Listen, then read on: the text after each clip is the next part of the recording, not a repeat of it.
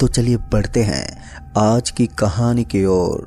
दोस्तों, त्रिपुरा गांव एक ऐसा स्थान है जिसका नाम सुनकर ही आसपास के लोगों के अंदर डर के मारे सनसनी मच जाती है। इस गांव की एक डरावनी कहानी मशहूर है जिसकी वजह से इस गांव को बदनाम भी माना जाता है। इस गांव की एक कहानी वहीं के रहने वाले विनोद काका जी के साथ हुई थी। तो मैं आपको आगे की कहानी विनोद काका के पॉइंट व्यू से सुनाऊंगा। दोस्तों, सावन का महीना चल रहा था। रिमझिम बारिश के चलते गांव के अंदर पानी भर जाता था और ऐसे माहौल में छोटे बच्चे और साथ ही बड़े लोग भी सामने की तरफ भरे हुए पानी के अंदर गोता लगाते थे और सभी लोग खूब एंजॉय किया करते थे।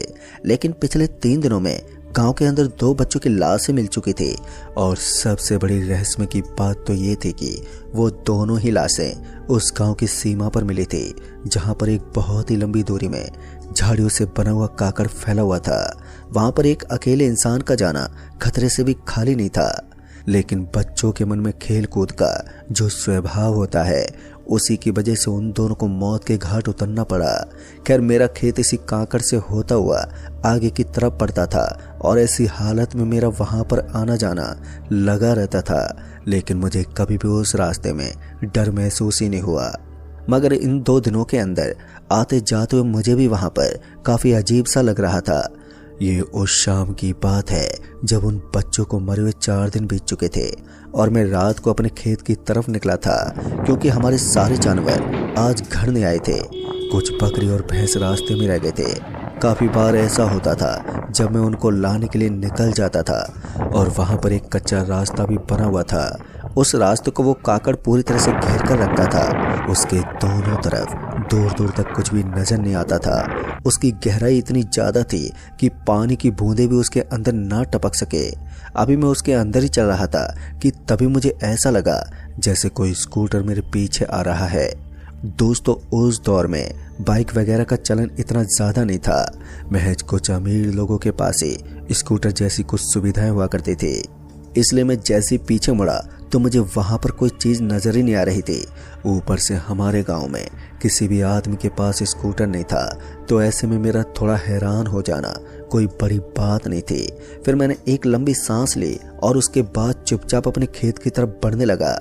मैं वहां से 10 से 15 कदम आगे बढ़ा ही था कि तभी मुझे पीछे से आवाज आई, अरे ओ भाई साहब, ये देखो, मैं चने बेच रहा हूँ। अगर तुम्हें भी चने चाहिए तो 2 रुपए दे दीजिए और चने ले जाओ।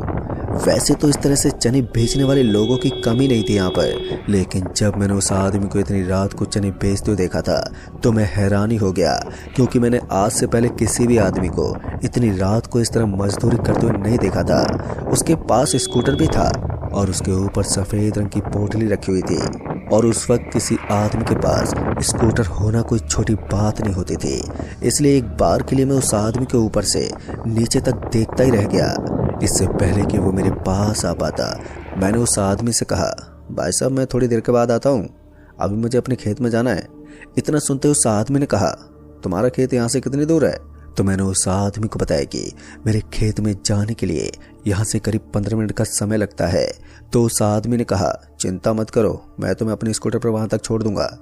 मुझे समझ में नहीं आ रहा था कि आखिर वो आदमी मुझे खेत में छोड़ने के लिए राजी क्यों हो रहा था। मैंने उस आदमी से कहा, नहीं नहीं भाई साहब, मैं अकेले ही चला जाऊंगा। अभी मैंने इतना ही कहा था कि तभी उस आदमी ने कहा, तुम्हें सुनाई नहीं देता? मैंने कहा ना, मैं तुम्हें छोड़ दूंगा। पर इस बार उसकी आवाज पूरी तरह से बदल गई थी। ऐसा लग रहा था जैसे कोई 80 साल का बुढ़ा आदमी भारी आवाज में मुझे ये सब कह रहा है। फिर जैसे मैंने पीछे घूम कर देखा तो मानो जैसे मेरे पांव तले जमीन खिसक गई हो। दरअसल मैंने देखा कि ये कोई नॉर्मल इंसान नहीं था। उसके चेहरे के ऊपर लंबे लंबे बाल हो गए थे और वो किसी खूंखार जानवर की तरह दिखाई पड़ रहा था। मुझे समझ में आ गया था कि अब यहाँ पर 1 मिनट भी रुकना मेरे लिए बहुत ही भयानक हो सकता है। इसलिए मैंने तुरंत ही वहां से भागना शुरू कर दिया। एक लंबी दौड़ लगाने के बाद अब मैं अपने खेत के बगल में पड़ने वाली जोहड़ के पास पहुंच गया था। वहां पर काफी पानी भरा हुआ था। पानी की वजह से अब तेज तेज चलना मेरे लिए मुमकिन नहीं था। इसलिए मैं बहुत ही धीमे धीमे और संभल कर आगे की तरफ बढ़ता जा रहा था। इसलिए एक बार के लिए मुझे चैन मिला। मुझे खेत में ज़्यादा कुछ काम तो नहीं था और खेत के अंदर लगे हुए नालियों के पाइप को दूसरी क्यारी के अंदर डालकर ही घर वापस आना था। तो ऐसे में मेरा जल्दी से यहाँ से निकलना बेहतर ही था। खेत तक पहुंचने तक मेरे पीछे मुझे वो पिशाच कहीं भी अब नजर नहीं आया और साथ ही मैं बड़ी ही मशक्कत करने के बाद अपने खेत में पहुंच गया। फिर मैंने जल्दी जल्दी अपना सारा काम निपटा दिया और सारा काम पूरी तरह से निपटाने के बाद अब वापस घर जाने का समय हो गया था। लेकिन एक तरफ मेरा मन कह रहा था कि मुझे खेत के अंदर ही रुक जाना चाहिए, लेकिन ऊपर से बारिश का भी कोई भरोसा नहीं था, वो कभी भी बरस सकती थी और ऐसे में घर चलना ही मेरे लिए ठीक था। लेकिन जिस रास्ते से मैं यहाँ तक होकर आया था उस रास्ते से जाना अपनी मौत को दावत देने जैसा हो गया था। मगर इसके अलावा मेरे पास दूसरा कोई रास्ता भी नहीं था जिस रास्ते पर जाकर मैं अपने घर पहुँच सकूँ। आखिर में मैंने तय किया कि अब जो होगा वो देखा जाएगा, मुझे यहाँ से निकलना चाहिए। फिर मैं अपना सारा काम निपटाने के बाद खेत से निकल गया और चारों तरफ अंधेरा पसरा हुआ था। दोस्तों, रोशनी का तो मानो जैसे कोई नामो निशान ही नहीं था उस वक्त। अक्सर रात में चांद की हल्की हल्की रोशनी छाया करती थी, लेकिन आज काले बादलों ने उस रोशनी को भी अपने अंदर ढक लिया था, जिसकी वजह से सामने की तरफ कुछ भी नजर नहीं आ रहा था।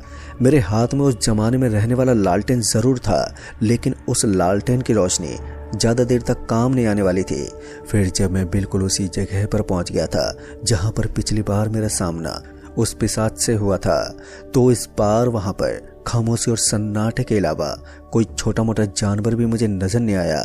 मुझे एक बार के लिए राहत की सांस तो मिली, लेकिन दूसरे ही पल में मेरी वो राहत की सांस खौफनाक सफर में तब्दील हो गई, क्योंकि मैंने देखा कि उस काकड़ के बीचों बीच में उस स्कूटर की लाइट चमक रही थी। एक अकेले इंसान को डराने के लिए बस इतना काफी होता है। इस वक्त मेरा भी कुछ ऐसा ही हाल था।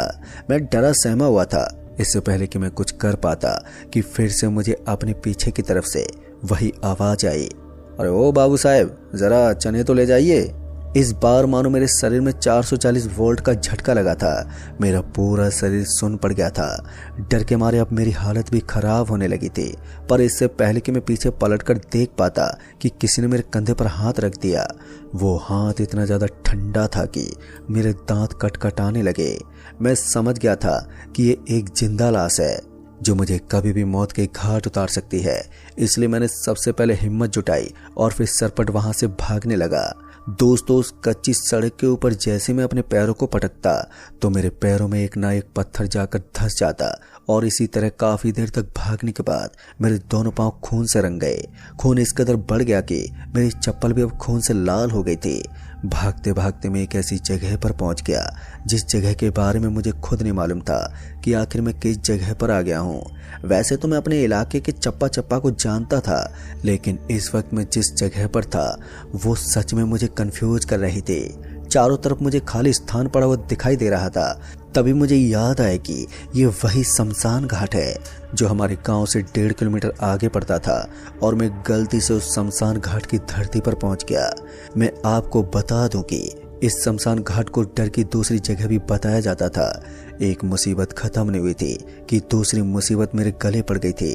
तभी मुझे पीछे से आवाज आई, अरे ओ भाई साहब, कितना भागोगे, आप तो मुझसे ये चने ले लो।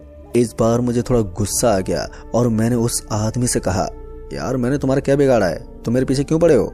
इतना कहते ही उस आदमी ने एक डरावनी आवाज में कहा कि मैंने भी तुम लोगों का क्या बिगाड़ा था जो तुमने मुझे दहकते हुए कोयले के अंदर डाल दिया। उसकी बातों में उसका दर्द साफ साफ झलक रहा था, लेकिन इस वक्त मैं उस आदमी से इस बारे में कोई बात नहीं कर सकता था। अब तो मुझे अपनी जान बचाने की परवाह थी, इसलिए मैंने तुरंत ही वहां से भागना ठीक समझा। मैं वापस से रास्ते की तरफ भागा और अपने घर की तरफ जाने लगा, लेकिन फिर से मुझे अपने पीछे उसी स्कूटर की आवाज सुनाई देने लगी। इस बार वो स्कूटर मुझे क्रॉस करता हुआ मुझसे आगे निकल गया और उसके ऊपर बैठा हुआ वो आदमी सड़क के बीचों बीच में आकर खड़ा हो गया। मैं समझ गया था कि इसी आदमी ने उन दोनों बच्चों को मौत के घाट उतारा था और अब मेरी बारी थी। पर मैं अपने मन ही मन में भगवान का नाम जपने लगा। फिर उस आदमी ने कहा कि अगर तुम्हें जिंदा बचकर जाना है तो तुम्हें मेरा एक काम करना होगा। अगर तुम मेरा काम नहीं कर पाए तो मैं तुम्हें यहीं पर जिंदा दफन कर दूंगा। मैं उसकी शर्त को मानना तो नहीं चाहता था, लेकिन अब मेरे पास उसकी बात मानने के अलावा दूसरा कोई चारा भी नहीं था। इसलिए मैंने उस पिशाच से कहा, ठीक है, तुम जैसा कहोगे मैं वैसा ही करूंगा। फिर उसके बाद तो जाने दोगे ना? उसके बाद उसने इशारा किया तो मैंने पाया कि वहां पर शमशान घाट की राख पड़ी हुई थी। फिर उस आदमी ने कहा कि तुम उस राख को उठाकर आगे वाले तालाब में डाल दो, और एक बात का ध्यान रखना, तालाब में डालते वक्त तुम्हारे आजू बाजू में बहुत सारी काली शक्तियां मंडराएंगी, तो तुम्हें उन सभी से बचते हुए वापस से वहां से निकलना होगा। उसके बाद तुम अपने घर जा सकते हो। अब जिस तरह से उस शैतान ने मुझे बताया था मैंने बिल्कुल वैसा ही किया। मैं सबसे पहले उस शमशान घाट की राख के पास पहुंचा और उसके बाद अपने हाथ के अंदर वहां की राख को रख लिया। मुझे घबराहट तो हो रही थी, लेकिन किसी तरह से मैंने इस काम को अंजाम दिया और उसके बाद मैं उस राख को लेकर उस तालाब की तरफ निकल पड़ा जिस तरफ जाने के लिए उस पिशाच ने मुझसे कहा था। धीरे धीरे मैं उस तालाब के पास पहुंचता जा रहा था। जैसे जैसे मैं उस तालाब के पास जा रहा था तो वैसे वैसे मुझे और भी ज्यादा डर लग रहा था। खैर थोड़ी देर के बाद मैं जैसे उस तालाब के पास पहुंच गया, लेकिन तालाब के पास पहुंचने के बाद जो दृश्य मैंने देखा उसे देखकर तो मेरा पूरा बदन ही थर थर कांप उठा।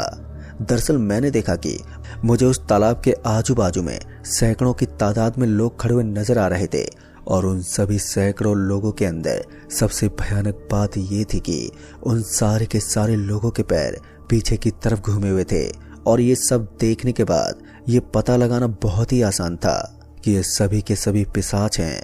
अब मेरी हिम्मत भी जवाब देने लगी थी, इसलिए मैंने उस तालाब की बजाय वापस से गांव की तरफ भागना शुरू कर दिया, जो मेरी जिंदगी की सबसे बड़ी गलती थी। खैर मैं रुका नहीं और लगातार भाग तो अपने गांव के अंदर जाकर ही थमा। मैंने उस शमशान घाट की राख को अपने ही गांव के चबूतरे के पास फेंक दिया और उसके बाद मैं तो घर लौट गया। लेकिन गांव में मैंने जिस तरह उस राख को फेंका था उसके बाद गांव के अंदर बीमारी फैलनी शुरू हो गई। लोगों के अंदर इतनी बुरी तरह से बीमारी फैल रही थी कि हर 4-5 दिन के अंदर एक ना एक मौत हो जाना एक सामान्य सी बात हो गई थी। मैंने गांव वालों को पहले ही पूरी घटना के बारे में बता दिया था, और जब उन्होंने मेरी बात को सुना तो उनके भी होश उड़ गए। हमने तांत्रिक से भी संपर्क करने की कोशिश की, लेकिन उसका कोई फायदा नहीं हुआ।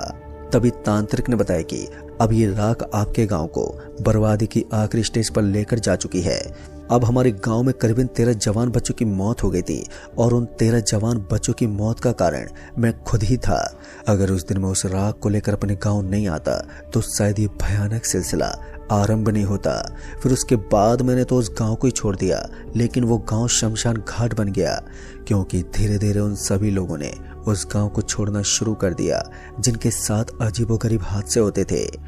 दोस्तों उसके बाद क्या हुआ मुझे कुछ नहीं मालूम, क्योंकि उस गांव को छोड़े हुए आज मुझे काफ़ी साल हो गए हैं और अब मैं चैन से रहता हूँ।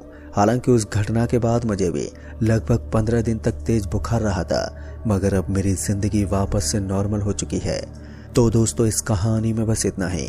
कहानी आपको पसंद आई हो तो वीडियो को लाइक शेयर कमेंट जरूर कर दें, और साथ ही अगर चैनल पर नए हैं तो चैनल को भी सब्सक्राइब जरूर कर दें। जल्द ही मिलूंगा ऐसी एक और नई डरावनी कहानी के साथ। तब तक के लिए बाय एंड टेक केयर।